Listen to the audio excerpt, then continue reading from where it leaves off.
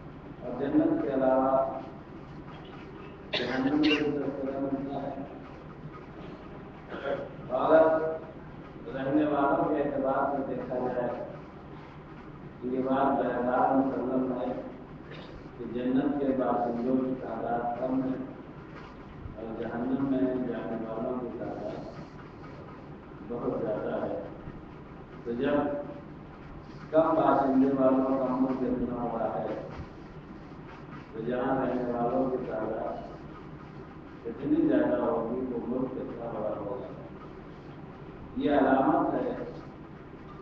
کہ غیب کا عالم، غیب کی دنیا بہت کرتی ہے تو دوسرے سے روکتی ہے۔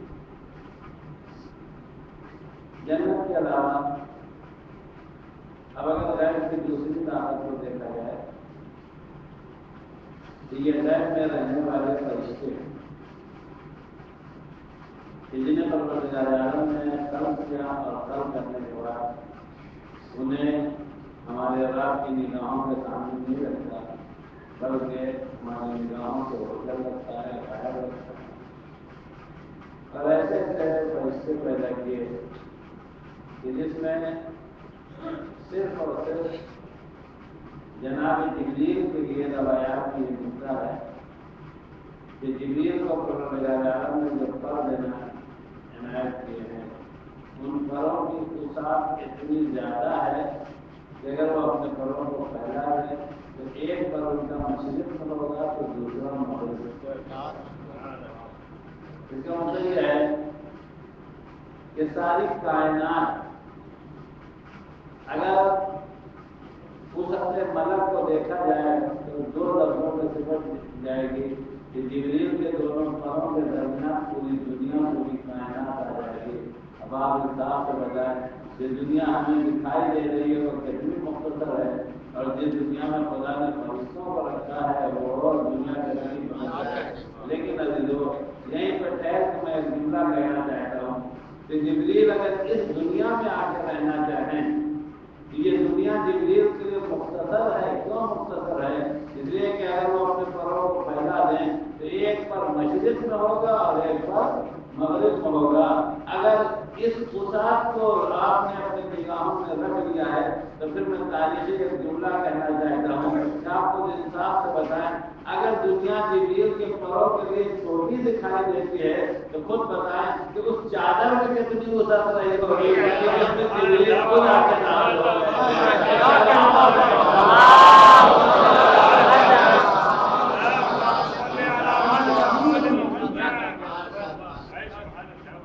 اسی لیے علماء نے لکھا ہے کہ اس چادر کی خصوصیات میں سے یہ دیکھیے کہ وہ چادر اس کی جو پیمائش ہوئی تھی، جسے کاٹا گیا تھا، بیوتا گیا تھا، یہ مادی پیمانوں سے نہیں ناپی گئی تھی۔ کوئی تھا کہ سوچیں کہ چادر سیدہ جو ہے وہ میٹر سے ناپی گئی تھی یا گز سے ناپی گئی تھی۔ پروردگار عالم نے اس چادر کو اگر دیتا تھا، ناپا تھا تو نور کے پیمانے سے ناپا تھا، اور جو چیز نور کے پیمانے سے پیمائش ہوتی ہے اس کا کمال یہ ہے کہ اگر ایک اوڑھ لے تو اس پہ کامل ہو جاتی ہے، 5 اوڑھ لے تو اس پہ کامل ہو جاتی ہے۔ جبریل جیسا فرشتہ داخل ہونا چاہے تو اس کی وسعت بھی اس کے اندر کما جاتی ہے۔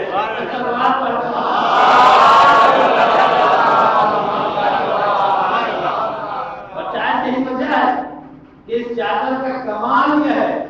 کہ جب جبریل نے کہا کہ کیا میں چادر میں داخل ہو سکتا ہوں تو اس چادر میں وسعت پیدا ہو گئی، لیکن جب ازواج نے کہا کہ کیا میں اس چادر میں داخل ہو سکتی ہوں تو نبی نے فرمایا آپ خیر میں تو ہیں لیکن چادر میں داخل نہیں ہو سکتی۔ آپ سمجھ میں آیا کہ نوری پیمانے پہ نپی ہوئی چادر میں نوری افراد داخل ہو سکتے ہیں، ذاتی افراد نہیں داخل ہو سکتے۔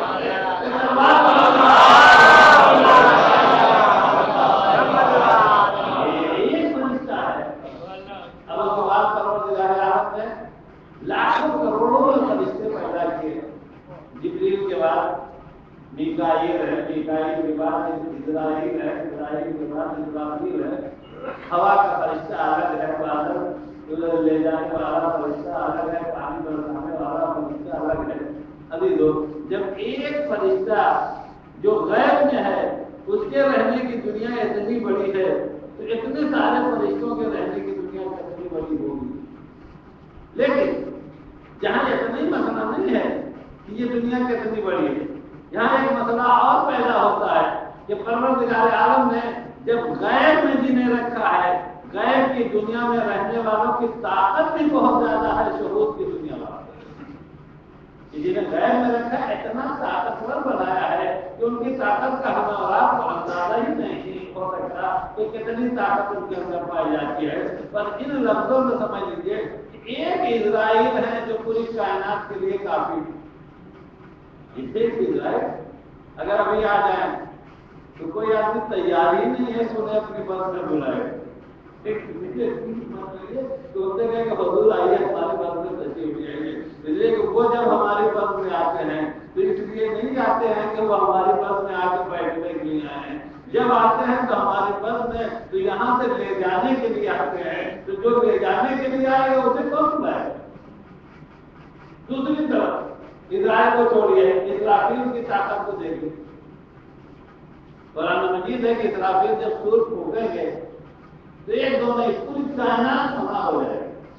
یعنی جس کی ایک پھونک میں پروردگار عالم میں اتنی طاقت دے دے کہ اگر وہ پھونک مار دے تو پوری کائنات فنا ہو جائے گی. یہ جو جبریل، اسرائیل اور اسرافیل یہ فرشتے ہیں. ان سب سے آگے بڑھ کے آپ جبریل کو دیکھیں، ان کی طاقت کتنی ہے. لیکن جبریل تو بہرحال اسرافیل اور اسرائیل کے مقابل میں جو ہے وہ سردار ملک ہیں. تو اگر باشندوں کی طاقت اتنی زیادہ پائی جا رہی ہے تو جسے پروردگار نے سردار ملائکہ بنایا ہو اس کی طاقت کتنی پائی جائے گی. خود روایات میں ملتا ہے کہ جب پروردگار عالم نے قوم ہود اور قوم لوط کے اوپر عذاب نازل کرنا چاہا، تو جبریل کا بیان ہے تو خدا نے ہمیں حکم دیا کہ ان کے اوپر جا کے عذاب نازل کرو. اور عذاب نازل کرنے کا طریقہ یہ تھا کہ ان شہروں کو جس میں یہ بچے ہوئے تھے میں زمین کے اپنے پر پہ اٹھا کے بلندی تک لے جاؤ اور اس کے بعد پلٹ کے انہیں زمین پہ چھوڑو. اب آپ ہوتے ہیں صرف افراد کو نہیں اٹھانا بلکہ پورے شہر کو، اور ایک دو شہر نہیں. روایت میں ہے کہ یہ قوم لوط اور قوم ہود جو ہے 7 شہروں پہ بسی ہوئی تھی. 7 شہروں میں بسی ہوئی تھی. جب خدا نے کہا کہ ان کے اوپر عذاب نازل کرنا ہے، جناب جبریل آئے اور پورے میں زمین میں مٹی کے سارے 7 کے 7 شہروں کو اٹھایا اور اٹھانے کے بعد بلندی پہ لے گئے. بلندی پہ لے جانے کے بعد ایک مرتبہ انہوں نے انہیں زمین کی طرف چھوڑ دیا. سب کے سب جو ہے وہ فنا ہو گئے. اب آپ کو اندازہ لگایا کہ پر جبریل میں کتنی طاقت پائی جاتی ہے. ہم نے ایک ایک فرشتے کا حساب لگایا، جبریل کا حساب لگایا تو اتنی طاقت پائی جاتی ہے. اسرافیل کا حساب لگایا تو اتنی طاقت پائی جاتی ہے. میکائیل کا حساب لگایا تو اتنی طاقت پائی جاتی ہے. اسرافیل کا حساب لگایا تو اتنی طاقت پائی جاتی ہے. میں تو ایک ہی لفظ کہنا چاہتا ہوں، یہ فرشتے جن میں اتنی طاقت پائی جاتی ہے آپ خود اندازہ لگائیں. اگر یہ سارے کے سارے فرشتے کسی در کی گدائی کرنا شروع کریں اس دھرتی میں نوکر بنے ہوئے ہیں اس میں کتنی طاقت پائی جائے گی. شاید یہی وجہ ہے کہ جبریل امین نے خود فطرہ بنوایا ہے کہ جس وقت علی ابن ابی طالب نے مرحب کے سر کے اوپر تلوار لگائی تھی تو تلوار کا کمال یہ تھا کہ تلوار نے سر کو کاٹا، گردن کو کاٹا، جگر کو کاٹا، کمر کو کاٹا، مرکب کو کاٹا اور کاٹتی ہوئی جب وہ زمین پہ پہنچ رہی تھی تو میں نے اپنے پروں سے ضرب علی کو روکا. مجھے اتنا وزن نہیں محسوس ہوا تھا جتنا وزن جو ہے قوم لوط کے 7 شہروں کو اٹھانے میں ہوا تھا. اس سے زیادہ وزن مجھے ضرب علی کے روکنے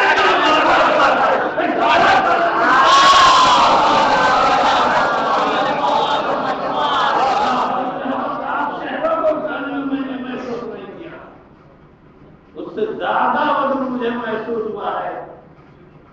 ضرب علی کو روکنے میں اب اندازہ ہو گیا. اگر کسی نے غیب جبریل کی طاقت کو دیکھ لیا ہے تب اسے اندازہ ہوگا کہ غیب میں کتنی طاقت پائی جاتی ہے.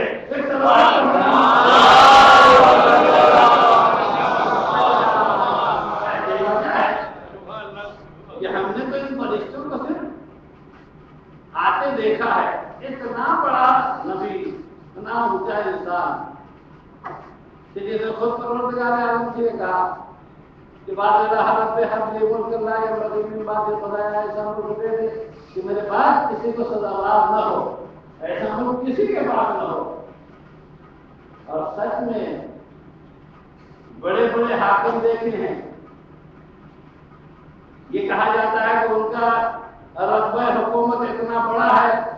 کہ ایک ہے سورج ان کے رتبہ حکومت میں ڈوبتا ہی نہیں تھا. لیکن اتنا بڑا حاکم اگر دیکھا ہے تو جہاں اتنا بڑا حاکم دیکھا ہے وہیں اتنا مجبور اس حاکم کو دیکھا ہے کہ ساری حکومت انسانوں پہ تھی، جانوروں پہ حکومت نہیں کر سکتا تھا، پرندوں پہ حکومت نہیں کر سکتا تھا، ہواؤں پہ حکومت نہیں کر سکتا تھا، لیکن ایسا نبی خدا کہ اس نے جب پروردگار عالم سے ملک مانگا تو خدا نے ایسا ملک عنایت کر دیا کہ ہواؤں پہ اس کی حکومت ہے، چرند پہ اس کی حکومت ہے، پرند پہ اس کی حکومت ہے، کہیں جانا چاہتا ہے تو تخت جو ہے وہ جوش ہوا پہ ہوا جو ہے تخت کو اٹھا کے یہاں سے وہاں لے کے جا رہی ہے۔ اب تو اندازہ ہو گیا کہ ایک طرف اتنے بڑے نبی کی طاقت اور ایک طرف ایک فرشتے کی طاقت، فرشتہ آ کے نبی سے کہہ رہا ہے کہ دیکھو جیسے کھڑے رہو، مجھے حکم پروردگار ہے کہ حکومت کروں، مجھے حکم پروردگار ہے، کہتے رہے اتنی مہلت دیتے کہ بیٹھ جاؤں، کہتے رہے کہ اتنی مہلت دیتے کہ بیٹھ جاؤں، لیکن فرشتے نے کہا کہ نہیں، اے سلیمان جیسے کھڑے ہو ایسے ہی کھڑے رہنا، اسی حالت میں مجھے روح کو قبض کرنا ہے۔ اب تو فرق پہچان دیا، ایک طرف سلیمان کی طاقت کہ جہاں فرشتہ بیٹھنے کی اجازت نہیں دیتا ہے، ایک طرف کچھ ایسے بندوں کی طاقت بھی پائی جاتی ہے کہ ڈیوڑی پہ کھڑے ہو کے کہا کہ اندر آنے کی اجازت ہے۔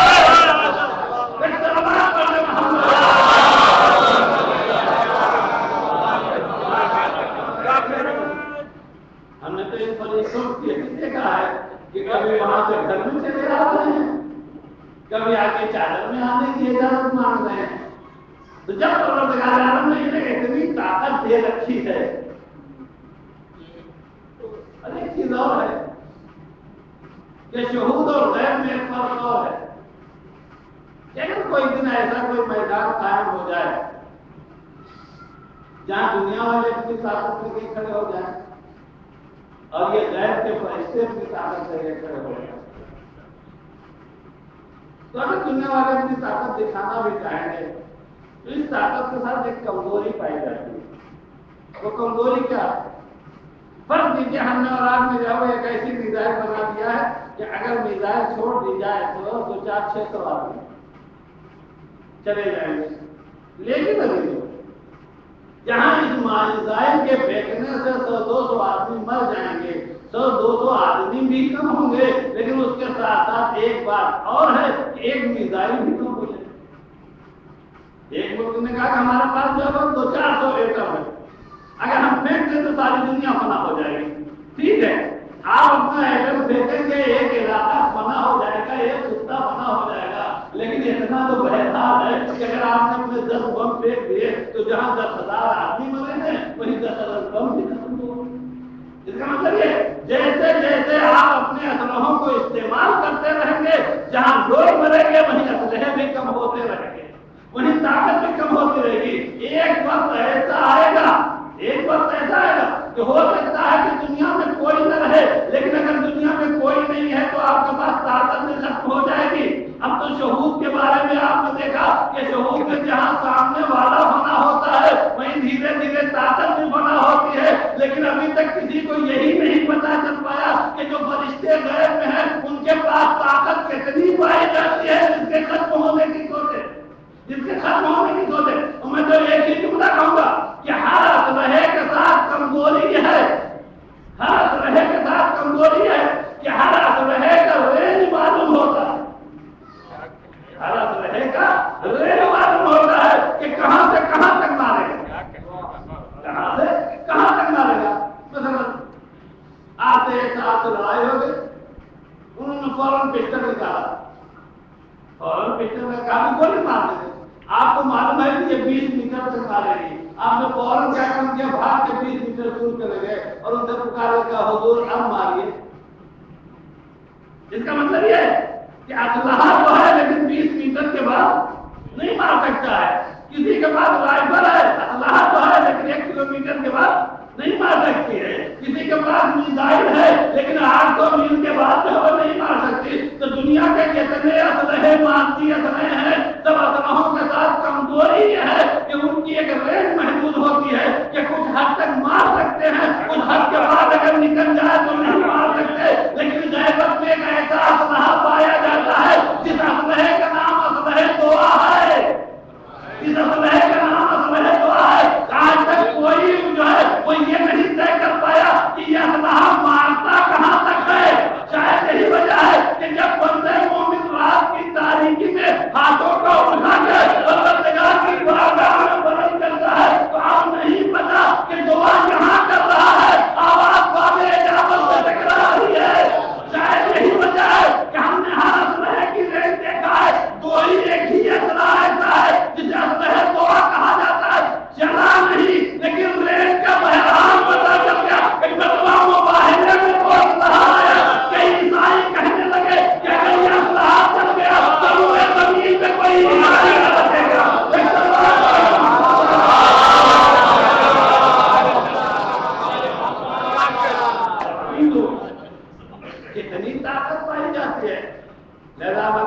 میدان میں کھڑے ہو جائے. شاید یہی وجہ ہے کہ جس وقت مسلمان سب سے زیادہ کمزور تھے، مسلمان سب سے زیادہ کمزور تھے، تو پروردگار عالم نے مسلمانوں سے یہی کہا، اے مسلمانوں گھبرانے کی ضرورت نہیں ہے، تم 313 کمزوروں کو لے کے آؤ میدان میں کھڑے ہو جاؤ. انی ممدکم بألف من الملائکہ، ہم تمہاری مدد کے لیے 1000 فرشتے دیں گے. بدر کی تاریخ تو آپ حضرات سے واقف ہیں کہ بدر میں مسلمانوں کا عالم یہ ہے کہ ہر اعتبار سے کمزور، ادھر 950 کافر، ادھر 950 کافر، اور ادھر 313 افراد، 313 افراد میں صرف 3 عدد گھوڑے، صرف 3 عدد گھوڑے. اور پروردگار یہ کہہ رہا ہے کہ مسلمانوں گھبرانے کی ضرورت نہیں ہے، ہم 1000 فرشتوں سے تمہاری مدد کر رہے ہیں. ہمیں یہاں سے پوچھا جائے تو کیا فرشتے لڑنے کے لیے آئے تھے؟ ارے اگر ایک جبریل آ کے اپنا پر ایسے کر دیتے، بدل میں آ کے ایک جبریل اپنا پر خالی ہلا دیتے تو یہ 9.5 کا سستا کتنا ہو. اب وہ جبریل کو پر ہلانے کی ضرورت ہی نہیں ہے، صرف جب اسرائیل آ کے جب وہ کہتے چلو ہمارے ساتھ، چلو ہمارے ساتھ. اب پروردگار یہ کہہ رہا ہے کہ ہم نے 1000 فرشتے تمہاری مدد کے لیے بھیجے، اور صرف 1000 نہیں بلکہ اس کے بعد پرندے کہتا ہے اگر 1000 کم لگ رہے ہیں تو 3000 بھیجے دے رہے ہیں، اور اگر 3000 کم ہو لگ رہے ہیں تو 5000 بھیجے دے رہے ہیں. میں آپ سے پوچھنا چاہ رہا ہوں یہ 313 کے لیے 5000 فرشتوں کی ضرورت کیا ہے؟ تو شاید پروردگار یہ کہنا چاہ رہا ہے میں فرشتوں کو لڑنے کے لیے نہیں بھیج رہا ہوں، فرشتوں کو اس لیے بھیج رہا ہوں تاکہ فرشتوں کی طاقت جو غیب کی طاقت ہے اس پہ بھروسہ پیدا کر لو گے، خود ہی لڑنے کا حوصلہ پیدا ہو جائے گا. وہی اگر آگے بدر میں فرشتوں نے مارا تو مسلمانوں کا کم تھا کمال، اگر آگے سب کو مار کے فرشتے چلے گئے تو مسلمانوں کا کم تھا کمال. پروردگار عالم نے جو فرشتوں کے لیے کہا تھا کہ میں فرشتوں کو بھیج رہا ہوں، وہ اس لیے کہا تھا تاکہ مسلمانوں کے اندر ہمت پیدا ہو جائے، حوصلہ پیدا ہو جائے کہ دیکھو گھبرانے کی ضرورت نہیں ہے، ہم جنگ اپنی طاقت سے نہیں لڑتے ہیں، ہم جنگ جیتتے ہیں تو غیب کی طاقت سے جیتتے ہیں. اور جب غیب پہ بھروسہ ہو جاتا ہے تو بغیر اسلحے کے رہو، بغیر طاقت کے رہو، اولاد لمبی رہو، تبھی دشمن سے جنگ جیتی جا سکتی ہے. کاش کے بدر کا منظر آج بھی ہماری نگاہوں میں ہو، تو جب تک بدر کا منظر مسلمان کی نگاہ میں رہے گا سامنے والے کے پاس چاہے جتنی طاقت آ جائے، جب تک غیب پہ ایمان رہے گا کبھی مسلمان آنے والا نہیں ہے.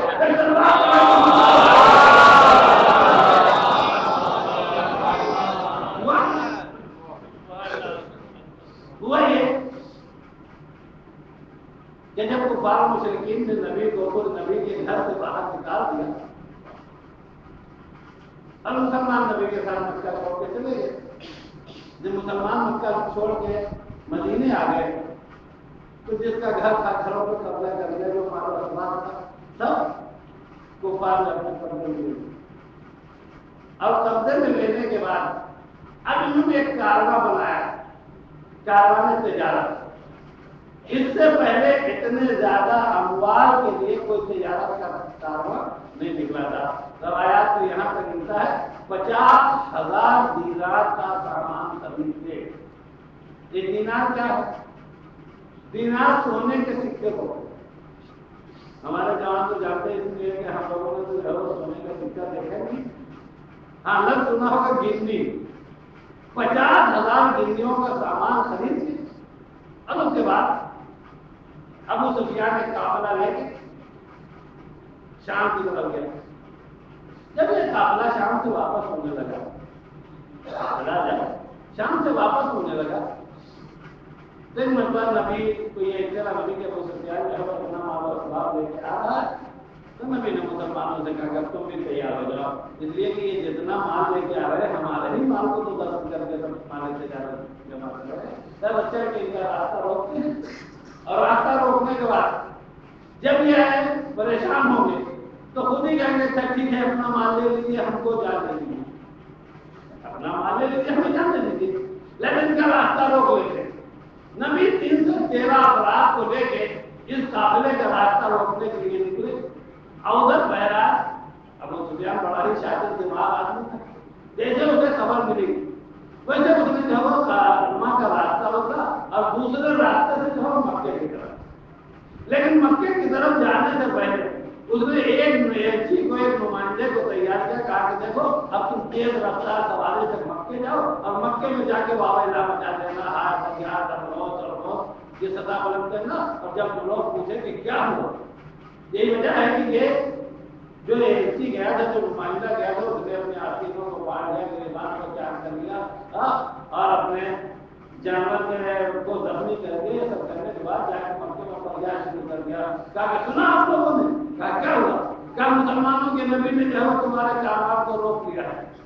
اور اگر کہیں جو ہے وہ مال لے لیا انہوں نے تو اب مکے والوں کے پاس بچے گا کیا، اس لیے کہ آپ نے تو ساری پونجی لگا دیا تھا ہمارے تجارت میں اور وہ سب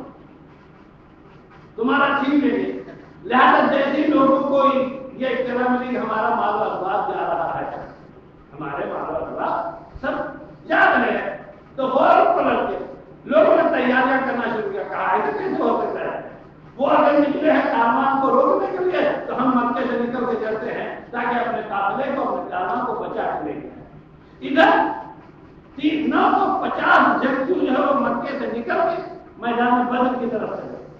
اور ادھر وہ دوسری طرف سے کاروان کو لے کے مکے میں داخل ہوا۔ جب راستے میں ان لوگوں کو پتا چلا کہ نہیں ہمارا مال و اسباب سب بچ گیا ہے تو کچھ لوگوں نے کہا آپ جانے کی ضرورت ہی کیا ہے، لیکن مصیبت سب سے بڑی جانتے کیا ہے، اس فوج میں ایک سے ایک بڑے سے بڑے جو ہے وہ ابو جہل موجود تھے، وہ عقل اور ہوش کی بات کرنے کے لیے تیار نہیں کسی طریقے سے، لہٰذا انہوں نے کھڑے ہو کے کہا نہیں اگر آج ہم آپ واپس چلے گئے تو آج تو انہوں نے اس کاروان کو روکا ہے تو کوئی دوسرا قافلہ آئے گا اس کو روک دیں گے، پرسوں کوئی دوسرا کاروان تجارت آئے گا اسے روک دیں گے، لہذا آج ضرورت اس بات کی ہے کہ ہم سب کے سب چلے اور چل کے ان سے جہاد کریں، ان سے لڑائی کریں اور انہیں یہ مزہ دکھا دے کہ ہمارے کاروان کو روکنے کا جو وہ حشر کیا ہوتا ہے، ہمارے قافلے کو روکنے کا حشر کیا ہوتا ہے۔ ادھر یہ تیاری کر کے بدر کی طرف سے اور ادھر نبی جو ہے وہ مدینے سے نکلے بدر کی طرف سے۔ روایت میں فکرہ ہے کہ مطلب نبی نے راستے میں ایک جگہ رک کے مشورہ کیا اور مشورہ کرنے میں لوگوں سے یہ پوچھا، کہا کہ دیکھیے ہمیں یہ اطلاع ملی ہے کہ کفار کے پاس طاقت بہت زیادہ ہے، ان کے پاس اسلحے بھی ہیں، ان کے پاس سواریاں بھی ہیں، سب کچھ ہے، ہاں اپنا حال تو آپ سب جانتے ہیں کہ کل 3 عدد گھوڑے ہیں، 1 عدد تلوار ہے، 313 ہاتھی ہے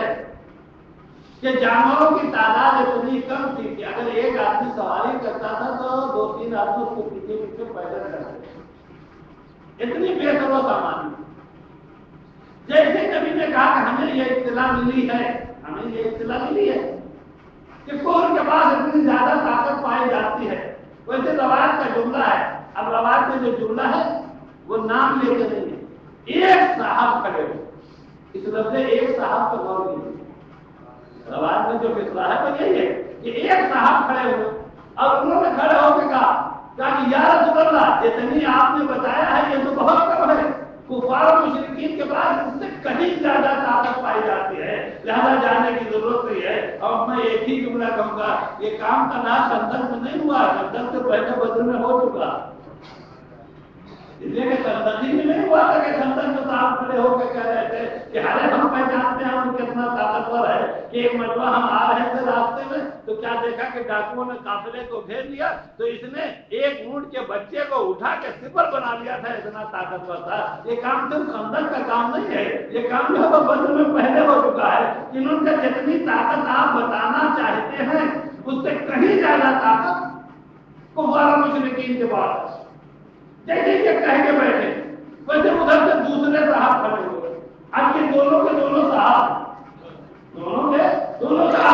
دوسرے صاحب کھڑے ہوئے اور دوسرے صاحب نے کھڑے ہو کے کہا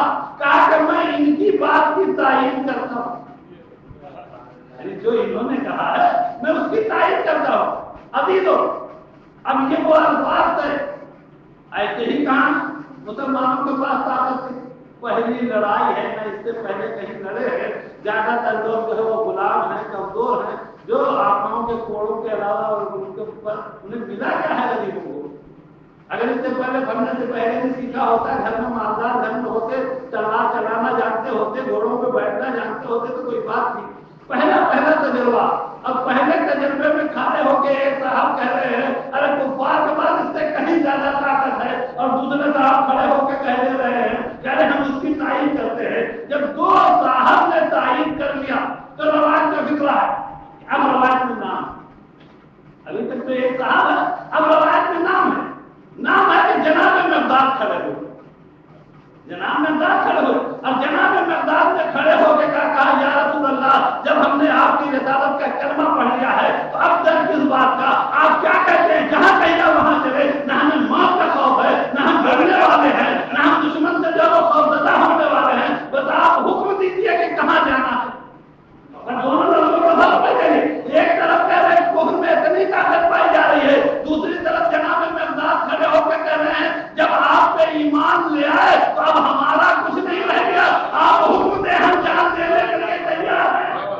آپ حکم دیں ہم جان دینے کے لیے تیار ہیں۔ لیکن دونوں نظریے سامنے آ گئے، ایک نظریہ جو ہے مکے والوں کا جنہوں نے کہا کہ کفر کے پاس طاقت زیادہ ہے، اور ایک نظریہ مکے کا جو ہے جناب مقداد کا کہ جناب مقداد نے یہ فرمایا کہ جب ہم آپ پہ ایمان لے آئے ہیں تو جان دینے کے لیے تیار ہیں۔ ایک مرتبہ نبی نے پلٹ کے یہ کہا کہ مکے والوں کی رائے تو معلوم ہو گئی، اب کوئی مدینے کا بھی کھڑا ہو اس کی رائے معلوم ہونا چاہیے،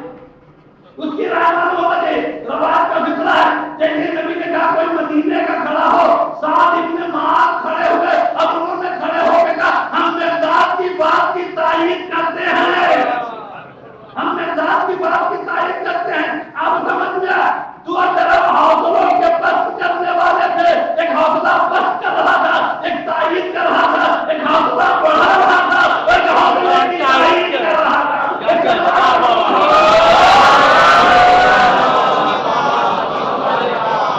لیکن روایت میں جب جملہ پایا جاتا ہے،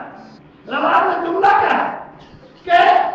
یہ کہہ کے کہ آپ حکم دیں، آپ مرنے کے لیے کہیں گے ہم جان دے دیں گے، آپ لڑنے کے لیے کہیں گے ہم میدان میں لڑنے آ جائیں گے، آپ جہاں جانے کے لیے کہیں گے ہم کہیں گے۔ اور اس کے بعد جناب مقداد نے ایک تاریخی جملہ کہا ہم قوم موسیٰ نہیں ہیں، لفظ کو یاد رکھیے گا کہ ہم قوم موسیٰ نہیں ہیں، کہ جب موسیٰ نے یہ کہا تھا میری قوم والوں چلو لڑنے کے لیے تو قوم موسیٰ نے کھڑے ہو کے کہا تھا موسیٰ تم اور تمہارے بھائی لڑنے کے لیے جاؤ، انا ہاہنا قاعدون، ہم دو سب کے سب یہاں بیٹھے ہیں۔ لفظوں کی باریکی کو پہچانیے گا، جناب مقداد کہہ رہے ہم قوم موسیٰ نہیں ہیں، کہ موسیٰ کی قوم نے یہ کہا تھا کہ موسیٰ اور ہارون تم دونوں لڑنے کے لیے جاؤ، ہم یہاں بیٹھے ہوئے ہیں، بلکہ ہم ہیں انا معکم یقاتلون، ہم آپ کے ساتھ اپنی گردن کو کٹا دیں گے۔ ابھی تو کیا بلاغت ہے کلام مقداد میں کہ مقداد نے اگر جملہ کہا کہ وہ قوم موسیٰ تھی جو اپنے وقت کے نبی کو چھوڑ کے بیٹھ گئی، ہم قوم موسیٰ نہیں ہیں، ہم جان دیا جائیں گے جب تک جان میں جان باقی رہے گی۔ اور دوسری بات اور کہہ دیا کہ وہ قوم موسیٰ تھی اور وہ ان کے بھائی ہارون تھے، آپ محمد ہیں اور آپ کے بھائی علی ہیں، ان کی ہم بات چھوڑ سکتے ہیں لیکن ہم محمد و علی کے طرف نہیں چھوڑ سکتے۔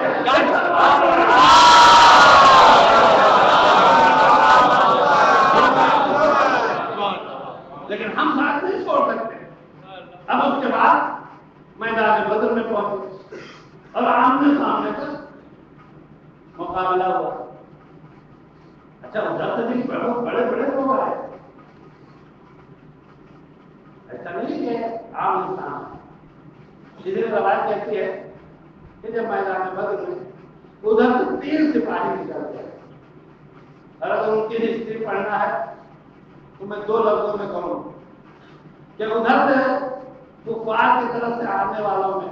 حضرت معاویہ کے ماموں آئے تھے، حضرت معاویہ کے نانا آئے ہوئے، یہ سب بڑے بڑے اسی خاندان، حضرت کے ساتھ وہ سب اسی خاندان میں۔ اب جب یہ آ کے کھڑے ہو گئے اور انہوں نے مبادر طلبی کیا، کہا کہ ہے کوئی جو میرے مقابلے میں آئے، تو نبی نے انصار میں سے 3 افراد کو کہا کہ جائیے آپ ان کے مقابلے میں چلے جائیے۔ جیسے انصار میں سے مدینے والے 3 افراد کو بھیجا، جیسے ان لوگوں نے دیکھا کہ یہ ہمارے برابر کے نہیں ہیں، ان سے نہ لڑا، ہم تو اس سے لڑیں گے جو ہمارے برابر والا ہو۔ اب آپ خود اندازہ لگے کتنے اونچے لوگ، ہم تو شادی بیاہ میں برابر والے کو ڈھونڈتے ہیں، یہ لڑنے کے لیے بھی برابر والے کو ایک سلوار پر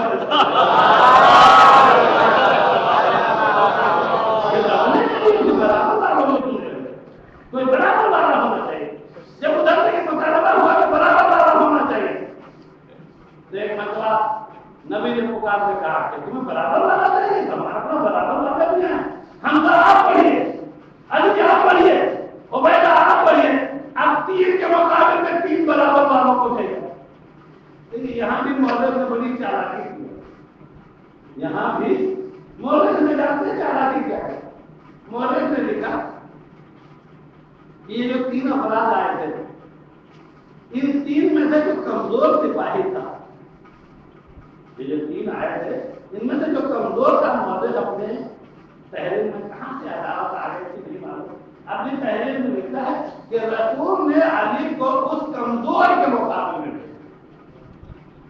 رسول نے علی کو اس کمزور سپاہی کے مقابلے میں بھیجا۔ علی دو میں تیرے مولوی سے کہوں گا کہ کم سے کم تمہاری ہی بات صحیح ہے کہ رسول نے کمزور کے مقابلے بھیجا، لیکن میں تو اتنا کہوں گا کہ علی پھر بھی اس لائق ہے کہ رسول نے بھیجا، وہاں تو بہت سے ایسے تھے جو اس لائق بھی نہیں تھے کہ رسول نے بھیجے۔ ایک تلوار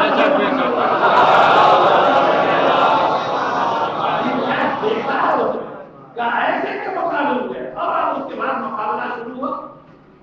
مقابلہ اب شروع ہوا۔ اب میں پھر وہی جملہ کہوں گا، پروردگار وعدہ کر چکا تھا کہ ہم فرشتوں کو بھیج رہے ہیں، لیکن کوئی سا بھی نہ سوچے کہ فرشتوں کو بھیج کے اور فرشتے آگے تلوار چلا کے خنجر چلا کے، اس لیے کہ فرشتوں کو تلوار اور خنجر کی ضرورت نہیں ہے، ان فرشتوں میں سور پھونکنے والا اسرافیل بھی کھڑا ہوا تھا، ملک الموت بھی کھڑے ہوئے تھے، میکائیل بھی کھڑے ہوئے تھے، جبریل بھی کھڑے ہوئے تھے۔ اگر انہیں کو لڑنا ہوتا ہے تو انہیں لڑنے کی ضرورت نہیں ہے، جبریل کو صرف پر ہلانے کی ضرورت ہے، 950 کو بھی صاف ہے۔ لیکن پروردگار عالم نے کہا فرشتے بھیج رہے، گھبرانے کی ضرورت نہیں ہے۔ اس کی وجہ یہ ہے کہ میدان میں آنے کی شان 2 چیزیں، ایک میدان کی شان یہ ہے کہ جب میدان میں آؤ تو لڑو، ایک شان میدان یہ ہے کہ اگر آپ میدان میں آئے تو لڑیے،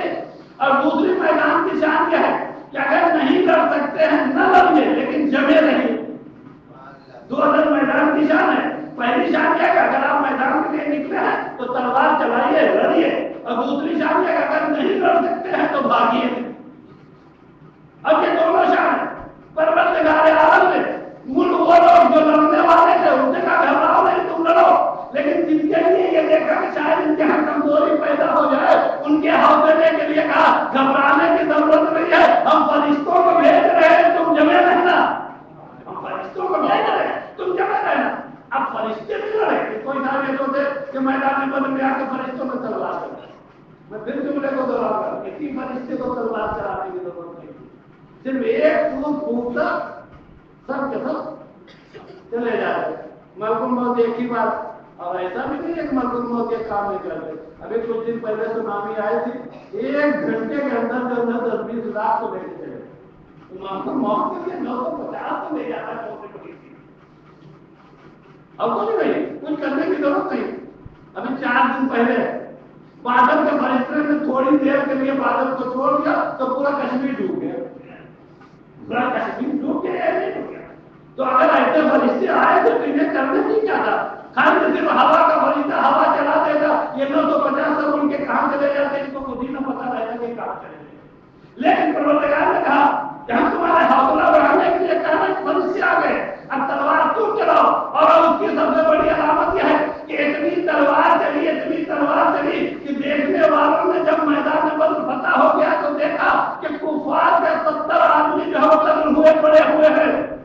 کفار کے 70 افراد قتل شدہ پڑے ہوئے ہیں، اور مسلمانوں کے زیادہ سے زیادہ 14 کی تعداد ملتی ہے کہ 14 شہید ہوئے ہیں۔ لیکن میں آپ سے پوچھنا چاہتا ہوں کہ 70 کو قتل ہوتے لوگوں نے دیکھا، اور لوگوں نے یہ بھی دیکھا ان 70 میں تنہا علی بن ابی طالب نے 35 کو قتل کیا۔ اگر فرشتوں نے جو تلوار چلائی تھی تو علی کی تلوار چلتے ہوئے کیسے دیکھا لوگوں نے؟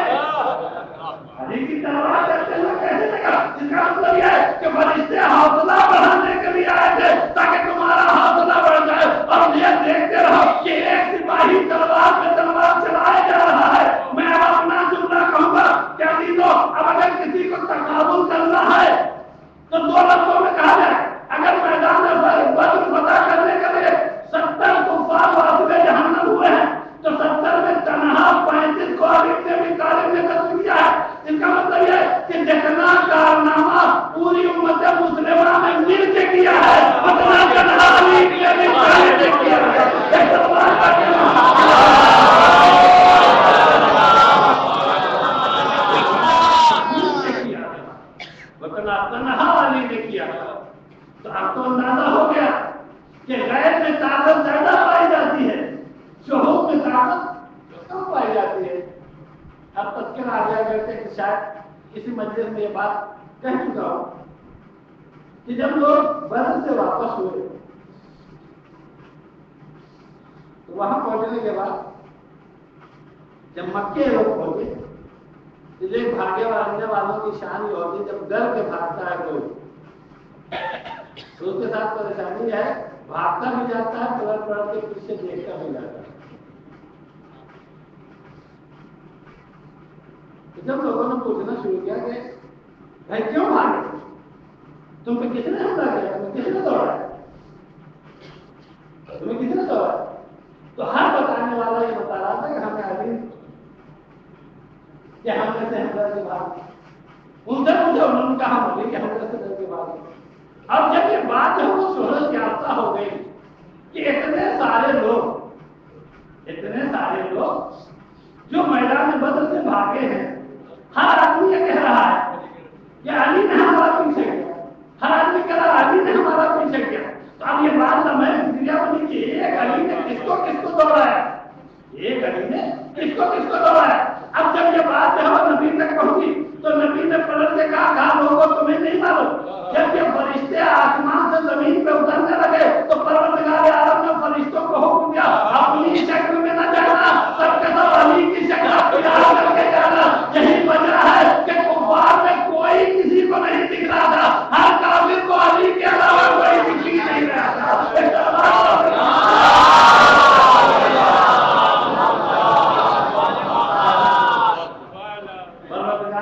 جتنی طاقت غیب میں رکھی ہے اتنی طاقت جو ہے شہود میں نہیں رکھی ہے، اور غیب نہ بچپنے کا محتاج ہے نہ جوانی کا محتاج ہے، اور نہ اس لیے میں نے پہلے گزشتہ کہا تھا اتنے دنوں کے بعد جب امام پردے سے آئے گئے تو ایسا لگے گا جیسے 40 سال کے بعد، یعنی اس وقت بھی اگر دیکھا جائے تو تقریباً 1175-76 سال گزر چکے ہیں۔ 1175-76 سال کا انسان جب پردے سے باہر آئے گا تو ایسا لگے گا جیسے قریب جوان آ گیا۔ تو غیب کی سب سے بڑی خصوصیت یہ ہے کہ غیب میں اگر بچپنا ہے تب بھی طاقت پائی جاتی ہے، اگر جوانی ہے تب بھی طاقت پائی جاتی ہے، اگر ضعیفی ہے تو تب بھی طاقت پائی جاتی ہے۔ اور اگر اس منظر کو دیکھنا ہے تو کل میں نے کہا تھا کہ جب بچے تھے تو چچا کو پیچھے ہٹا کے اور امامت کر کے بتایا، کہا کہ بچہ بھی اس لائق ہوتا ہے کہ امامت کر سکے، اور جب آئیں گے تو جوانی میں جب آئیں گے تو ہاتھوں میں ذوالفقار لے کے آئیں گے اور آنے کے بعد اپنے جد کے خون کا بدلہ لیں گے۔ اسی لیے انہیں منتقل میں خون حسینی کہ آ کے امام اپنے جد کے خون کا بدلہ لیں گے۔ ابھی لوگ جب امام پردے سے آئیں گے اور ایام اللہ آ جائیں گے تو ذوالفقار جان سے باہر ہوگی، تلوار چل رہی ہوگی، کبھی دشمن کو قتل کرتے ہوئے کہیں گے کہ تو نہیں تو ملے جب کے بعد تو نہیں تو اللہ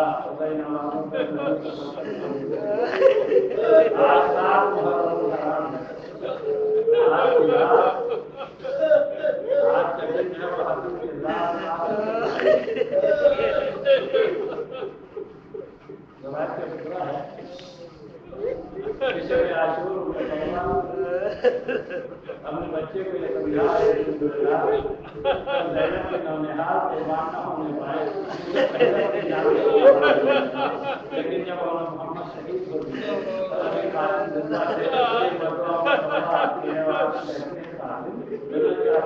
یہی سمجھایا تھا، میں نے کہا تھا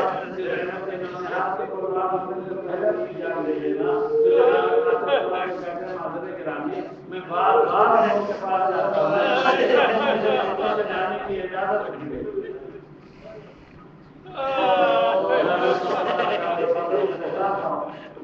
آنے کے بعد ایک مرتبہ اس سے خیمہ پر کھڑی ہو گئی اور جناب قاسم سے کہا جاؤ جا کے میں ابو سے جناب قاسم آئے اور آ کے کہتے ہیں مجھے میدان میں جانے کے لیے سے لگایا اور کمیٹے سے لگایا سے آواز آئی کہ مولا ایک بیوہ کی قربانی بھیج چکے تھے اب قاسم سرنے میں آئے قاسم کو رہتے لیکن جانے کی اجازت نہیں دے رہے ہیں کہ مدوا قاسم کو یاد آیا کہ جب بابا